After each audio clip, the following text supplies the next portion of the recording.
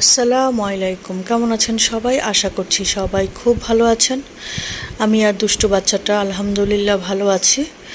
তো সকাল সকাল উঠে একটু চিয়া সিড খেয়ে নিলাম, সাথে হচ্ছে নাস্তা করে নিলাম। একসাথে হচ্ছে দুটো ডিম নিয়েছি। দুটো ডিম আমার জন্য না, একটা আমার জন্য আর একটা দুষ্টু সাভারটার জন্য। আর সাথে একটু গরম চাও খেয়ে নিলাম। আর এই যে দুষ্টু বাচ্চাটাকে দেখেন, ঘুম থেকে উঠেই সে প্রথমে কাজ হচ্ছে সে ট্যাপটা নেবে। কি আর করবো, আর এই দুষ্টুটার কাণ্ডকীর্তি।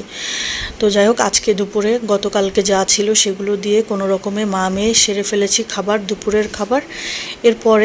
দুপুরের পরে আমি চিন্তা করলাম, দুষ্টু বাচ্চাটা কয়েকদিন থেকে, বেশ কিছুদিন যাবত থেকে, প্রায় কোরবানির আগে থেকে আমাকে বলছিল সে খাসির রেজালা খাবে। তো খাসি মাংস তো ফ্রিজে আছে, বাট হচ্ছে আমি শারীরিক অসুস্থতায় তারপরে এটা সেটা করে তাকে আর রেজালা করে দিতে পারিনি। তো ভাবলাম এক্সাম চলে এসেছে তার, তো তাকে একটা ট্রিট দেওয়াই যায়, রেজালা, তারপরে পোলাও, রোস্ট, তারপরে তার পছন্দের বিয়েবাড়ির সবজি সব কিছু রান্না করে দেই।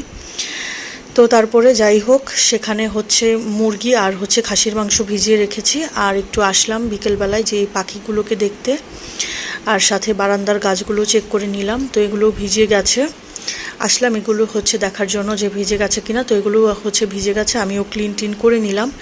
এরপরে হচ্ছে মা মেয়ে আবার একটু নিচে গেলাম, মানে হচ্ছে কিছু টুকটাক সদাই লাগবে সেই জন্য গিয়েছিলাম নিচে। এরপরে ওখান থেকে আসলাম, কলা এনেছি, কলা শেষ হয়ে গিয়েছিল দুষ্টু সাভারটার। আর হচ্ছে একটু সালাদ করব, এই জন্য টমেটো শসা এগুলো ছিল না। আর সাথে হচ্ছে কিছু প্যাকেট দুধ গুঁড়ো দুধ এনেছি, যাতে হচ্ছে আমি রেজালা তারপরে হচ্ছে রোস্টে দিতে পারি। আর এই যে দুষ্টু বাচ্চাটা নাকি সিঙ্গারা খাবে, সেদিন তার আমের বাসায় সিঙ্গারা ট্রাই করেছে, এখন আমাকে বললো সে সস দিয়ে সিঙ্গারা খাবে। তো তাকে হচ্ছে পড়তে বসিয়ে দিয়েছিলাম আর আমি তাকে সিঙ্গারাটা খাইয়ে দিয়েছি। এরপরে হচ্ছে রান্না করতে চলে আসলাম। আমার পেজে খাসির রেজালার একটা ভিডিও অলরেডি দেওয়া আছে, আপনারা চাইলে হচ্ছে দেখে নিতে পারেন। আমি হচ্ছে প্রায় 1.5 বছর পরে খাসির রেজালাটা করলাম, মানে আমি মনে হচ্ছিল যে আমি পারবো না মনে হয় রান্না করতে, মনে হচ্ছে আমি কেন জানি রান্নাগুলো সব ভুলে গেছি। তো যাই হোক, এরপরে সাভাত তো বললো খেয়ে যে তার কাছে অনেক ভালো লেগেছে। মেয়েরা সবসময় মায়ের হচ্ছে প্রশংসাই করে। দুষ্টু বাচ্চাটা কি বলবো, কিন্তু তারপরে যাই হোক আমার কাছেও খেয়ে ভালোই লেগেছে রেজালাটা।